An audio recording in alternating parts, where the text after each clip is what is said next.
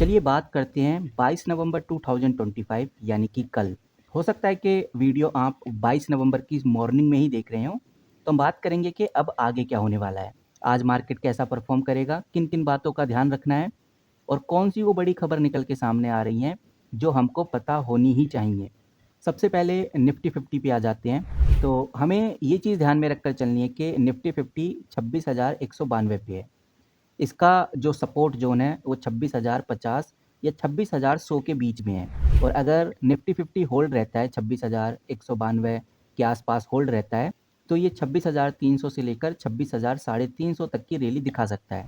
बाकी अगर हम एफआईआई और डीआईआई का डेटा देखें तो 20 नवंबर 2025 के डेटा के हिसाब से जो एफआईआई हैं वो भी इंक्रीज़ हुए हैं। उन्होंने लगभग 300 करोड़ के आसपास की बाइंग करी है और जो डीआईआई हैं उन्होंने भी लगभग 824 करोड़ के आसपास की बाइंग करी है। तो एफआईआई डीआईआई आज भी हमें हल्की सी क्वांटिटी में बाय करते हुए नजर आए, जो कि ओवरऑल काफ़ी पॉजिटिव पॉइंट है।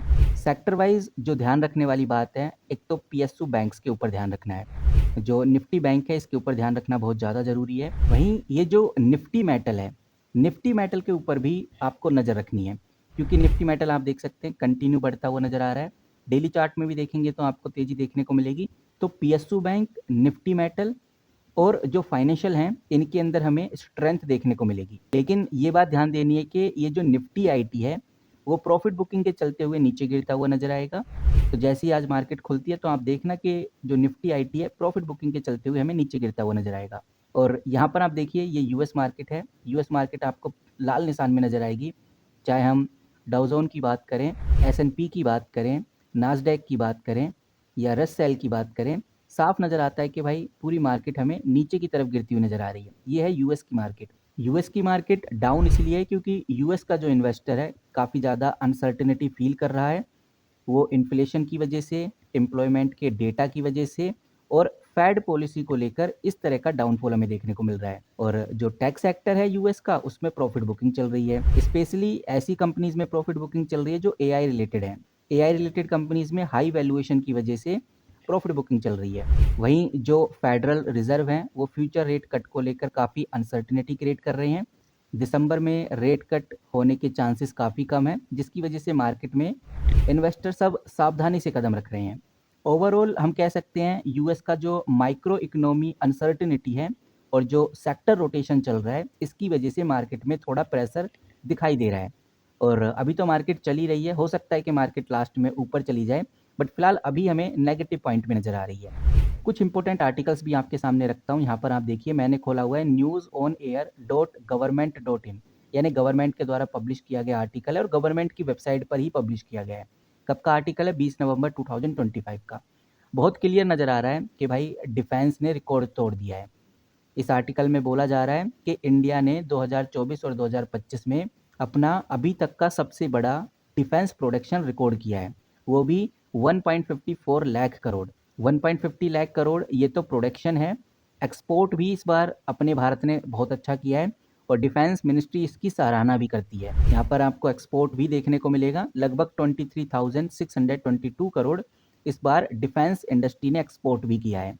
एक्सपोर्ट यानी कि दूसरी कंट्रीज़ को भी हमने अपने डिफेंस इक्विपमेंट इस बार अच्छी खासी क्वांटिटी में बेचे हैं। 2014 में ये नंबर सिर्फ 1000 करोड़ ही था, बल्कि उससे भी कम था। लिखा तो ऐसा है कि भाई 2014 में 1000 करोड़ से भी कम में था ये नंबर। तो कह सकते हैं कि भाई पिछले 10 सालों में सरकार ने डिफेंस सेक्टर में लगातार एक अच्छा ग्रोथ किया है। बजट और ये सब कुछ पॉसिबल हो पाया है बजट की वजह से, पॉलिसी लेवल को सपोर्ट करने की वजह से और जो भारत की इंडस्ट्री हैं इनको बड़ा सपोर्ट मिला है, चाहे वो प्राइवेट हो या फिर गवर्नमेंट हो। देखने में आ रहा है कि भाई 2013 और 14 में जो हमारा डिफेंस बजट था वो 2,53,000 करोड़ के आसपास था, लेकिन अब ये नंबर बढ़कर 6,81,000 करोड़ हो गया है 2025 और 26 का डेटा अगर उठाकर देखें तो। और सरकार क्या कह रही है? सरकार कह रही है ये नंबर हम और बढ़ाएंगे। हमारा पूरा टारगेट है ये लगभग 3 लाख करोड़ से ऊपर जाएगा और एक्सपोर्ट भी 50,000 करोड़ से ऊपर जाने वाला है। तो ओवरऑल एक बात समझ में आ रही है, मिनिस्ट्री ऑफ डिफेंस के द्वारा जो डेटा, जो आंकड़े निकल के सामने आ रहे हैं, ये वाकई में डिफेंस इंडस्ट्री में बड़ी पॉजिटिविटी लाने वाले हैं। ये पॉजिटिविटी हमें एकदम देखने को नहीं मिलेगी, लेकिन हाँ 2-3 महीने, 4-5 महीनों के अंदर अंदर हमें ये चीज़ें देखने को मिलने वाली हैं। यहाँ पर आप देखेंगे तो मैंने द इकोनॉमिक्स टाइम्स का आर्टिकल खोला हुआ है, डेट आप देखिए 20 नवंबर 2025 और बहुत क्लियर और साफ शब्दों में यहाँ पर एक और बात लिखी हुई नज़र आ रही है। और इस आर्टिकल में साफ-साफ बताया गया बिकॉज़ ये द इकोनॉमिक्स टाइम्स के द्वारा आर्टिकल पब्लिश किया गया है। इसमें साफ लिखा है कि रसिया ने इंडिया की जो डिफेंस डिमांड थी उसको कंप्लीटली एक्सेप्टेबल कर लिया है। यानी कि रसिया ने बिल्कुल बिना कुछ इफ और बट किए चीज़ें एक्सेप्ट कर ली हैं। रसिया ने सीधा बोला है कि हम Su-57 फाइटर जो जेट है रसिया का, काफ़ी पॉपुलर जेट है, इसकी टेक्नोलॉजी इंडिया के साथ शेयर करेंगे। और ये सब कुछ दुबई एयर शो 2025 में रशिया के डिफेंस ऑफिशियल ने बताया है। डिफेंस ऑफिशियल ने बड़ी बात कही है इंडिया को लेकर और ये बात वाकई में मायने रखती है। ये आप इधर देख सकते हैं, यही वो फाइटर जेट है जिसको लेकर बात की जा रही है। तो कह सकते हैं कि अब रसिया इंडिया को Su-57 एयरक्राफ्ट की जो टेक्नोलॉजी है वो प्रोवाइड भी करेगा, जिसमें लाइसेंस प्रोटेक्शन होगा, इंडियन मेड वेपन्स का इंटीग्रेशन भी उसके अंदर किया जा सकता है और इससे डिफेंस कंपनी में सबसे जो बड़ा फ़ायदा होगा वो HAL को होगा। हम कह सकते हैं HAL के साथ-साथ उन डिफेंस कंपनीज़ को भी होगा जो aerospace, defence manufacturing, fighter aircraft development में काम करती हैं। बट जो मेजर फ़ायदा रहेगा वो किसको होगा? वो होगा गाइज़ HAL को। HAL यानी कि हिंदुस्तान एरोनॉटिक लिमिटेड। आज HAL 0.32% के डाउनफॉल पे है, लेकिन HAL एक ऐसी कंपनी है जो धीरे-धीरे कंटिन्यू बढ़ती जा रही है और आगे हमें और तेज़ी में देखने को मिलेगी। फिलहाल 6 महीने से HAL में कोई खास ग्रोथ हो नहीं रही है। 1 साल में जाके कहीं 18 से 20% की ग्रोथ HAL में देखने को मिली है। क्योंकि HAL ही एक ऐसी कंपनी है जो सबसे बड़ा बेनिफिशियरी साबित होगा इस अपडेट को लेकर बिकॉज़ ये जो कंपनी है HAL, ये फाइटर जेट एयरक्राफ्ट असेंबलिंग का काम करती है, मेंटेनेंस का काम करती है, उसकी मैन्युफैक्चरिंग का काम भी यही कंपनी सँभालेगी। बाकी अगर उसके बाद किसी कंपनी को फ़ायदा होगा तो वो है BEL। BEL एक ऐसी कंपनी है जो Su-57 का जो एयरक्राफ्ट है इसके अंदर radar system, navigation system, ESA radar system, electronic component ये सब लगाने का ये सब चीज़ें एस्टैब्लिश करने का काम करेगी।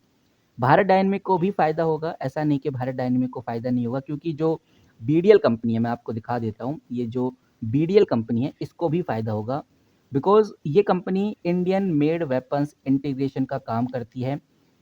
BDL को मिसाइल सिस्टम और एडवांस वेपनरीज़ डेवलपमेंट और सप्लाई करने में बड़ा स्कोप मिला हुआ है। तो भारत डायनामिक को भी हम कह सकते हैं डायरेक्ट और इनडायरेक्ट दोनों तरीके से फ़ायदा होगा। लेकिन ये जो फ़ायदे हैं, ये एकदम नहीं आएँगे, ये बात बिल्कुल सही है और अभी तो रसिया ने ऑफ़र ही किया है, ये चीज़ें धीरे-धीरे आगे बढ़ेंगी और हम कह सकते हैं आने वाले 3-4 महीनों में इन कंपनीज़ में हमें एक और बड़ा बदलाव देखने को मिलेगा। फिलहाल इस वीडियो में इतना ही, अब देखते हैं कि आगे क्या होता है और जैसी कोई बड़ी न्यूज़, बड़ी खबर आएगी तो आपके साथ ज़रूर शेयर करूँगा। मिलते हैं किसी नई वीडियो के साथ, तब तक के लिए take care and good bye.